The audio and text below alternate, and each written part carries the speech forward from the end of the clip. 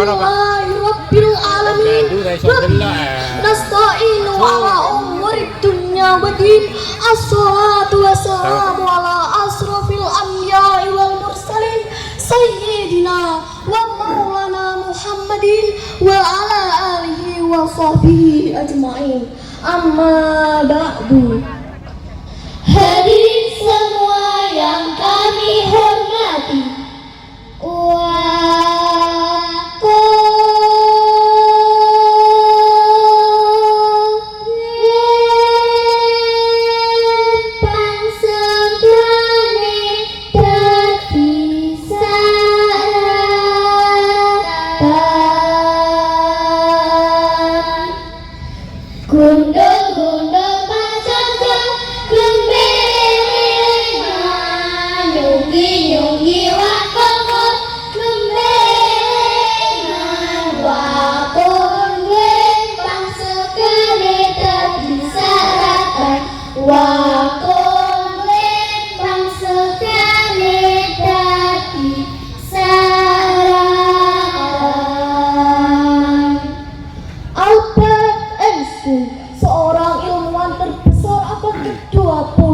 sebagaimana yang dikutip oleh Harun Yahya yang menyatakan bahwa religion without science is blind, science without religion is blind. Agama tanpa ilmu adalah pincang, dan ilmu tanpa agama adalah buta. Alasannya karena agama merupakan sumber tunggal yang menjadikan jawaban yang pasti dan akurat.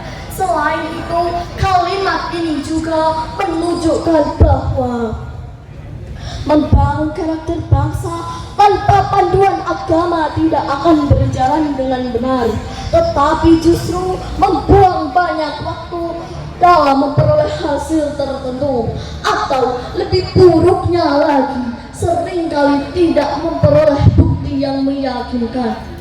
Ketika Nabi sampai di Madinah, dia membuat sebuah peradaban baru yang kemudian memunculkan pengertian bahwa Islam merupakan sistem kepercayaan yang sistematik, tidak hanya berdimensi teknologikal, ritual, dan mistikal, tetapi juga berdimensi moral dan intelektual. Secara terminologi, Al-Quran merupakan firman Allah Subhanahu wa Ta'ala yang diturunkan kepada Nabi besar Muhammad Sallallahu Alaihi Wasallam melalui wasilah malaikat Jibril alaihissalam untuk disiarkan kepada umat manusia.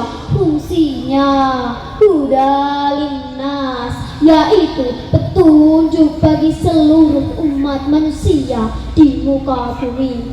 Sebagai rendition of Islam menyatakan bahwa Islam is the father of all the science, the Al-Quran is the book of the science. Islam adalah bapaknya ilmu pengetahuan, dan Al-Quran merupakan kitabnya ilmu pengetahuan.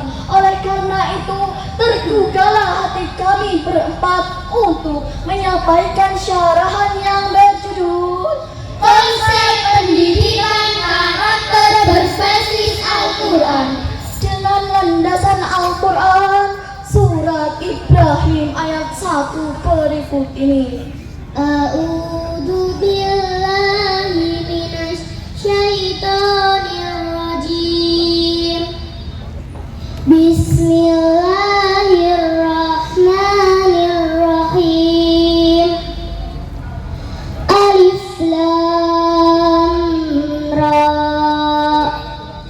Kitabun anzalnahu ilaika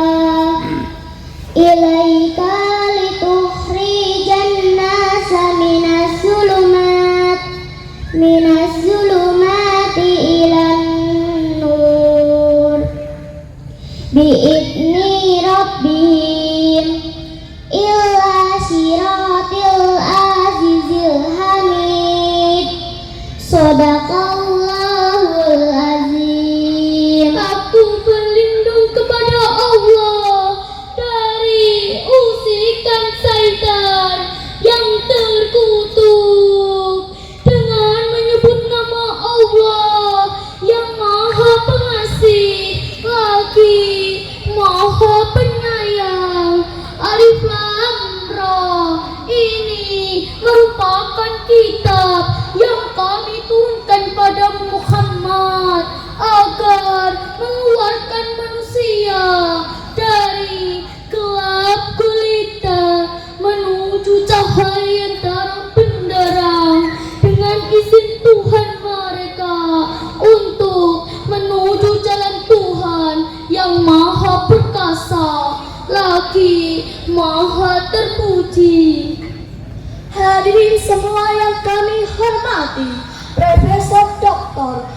Muhammad Quraisy Shihab dalam tafsirnya Al-Misbah bab 7 halaman 7 menjelaskan pentingnya Al-Quran yang disebut oleh Allah Subhanahu wa Ta'ala menggunakan bentuk jamak untuk kata as-sulumat yang berarti aneka gelap, sedangkan an-nur berbentuk tunggal.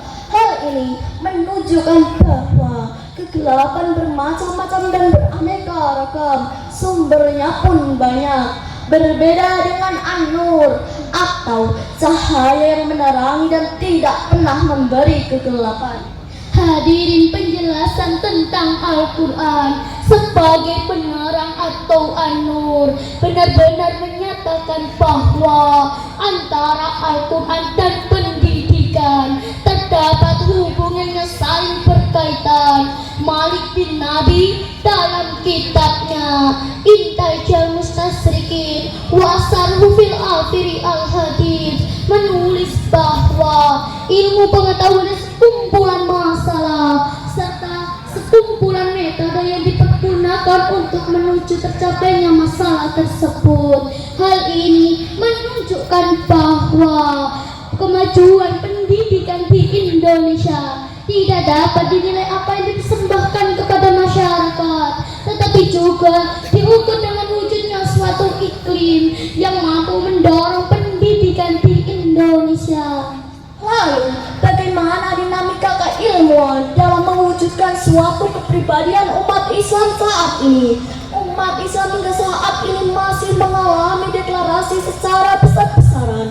Terbukti hadiri dari data penelitian internasional tahun 90-an menyebutkan bahwa Israel yang notabene Yahudi dalam 1 juta penduduk memiliki 1.600 pakar pengetahuan. Amerika yang notabene Nasrani dalam 1 juta penduduk memiliki 160 pakar pengetahuan. sedangkan Indonesia yang notabene mayoritas muslim terbesar di dunia dalam 1 juta penduduk hanya memiliki 65 pakar yang Islamnya hanya 6 orang.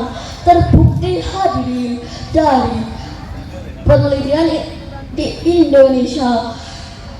Padahal 16 abad yang lalu kita diperintahkan untuk membaca dan membangun karakter bangsa demi kemajuan agama dan negara tercinta. Bacalah Alma Mater melahirkan karya-karya luhur. Bacalah diri kita agar hidup tidak takabur. Bacalah karya manusia agar hidup tidak melantur. Bacalah Al-Quran agar hidup jadi teratur.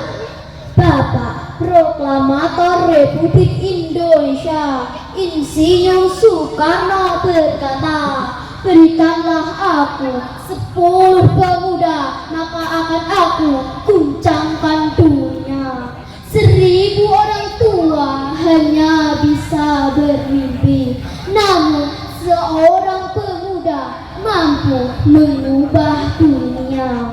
Ucapan Bung Karno jelas menegaskan betapa pentingnya peran generasi penerus bangsa dalam menentukan baik buruknya suatu negara. Bagaimana mungkin generasi penerus kita akan baik jika pendidikannya tidak dipersiapkan dengan baik? Bagaimana mungkin pendidikan akan baik jika konsep pendidikannya tidak berlandasan dengan Al-Quran? Hadirin, bukankah agama telah mengajarkan kepada kita untuk saling Asal saling asih saling asuh. Janganlah saling gasak gesek gosok. Hadirin, kesimpulan pisyarahan singkat kami, pendidikan adalah pondasi dasar dalam mempersiapkan generasi penerus kita. Untuk itu, mari kita kembali ke konsep pendidikan yang berbasis Al-Quran demi kemajuan agama dan negara tercinta.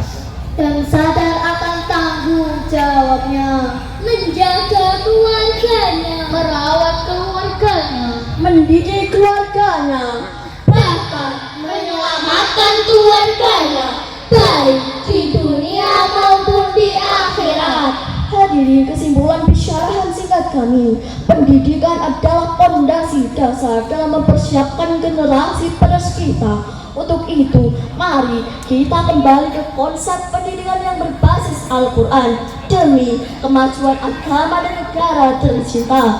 Mari kita jadikan Al-Quran sebagai pedoman hidup. Kita akhiri dengan sebuah lagu. Wong ini kok dibanding-bandingke, saing-saingke yo mesti kalah. Kasih tabu ya. Tak oya aku ya orang mampu, mongsaku aku mencintaimu. Ku berharap engkau mengerti, di hati ini hanya ada Al-Quran.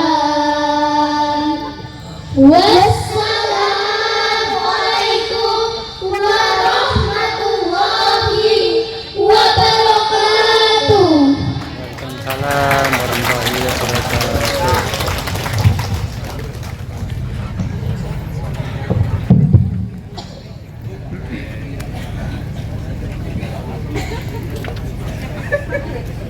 Aduh. Terima kasih disampaikan. Untuk acara selanjutnya adalah sambutan. Yang kedua, sambutan dari Forkom Pincam kepada beliau Bapak Kasmu, kami persilahkan.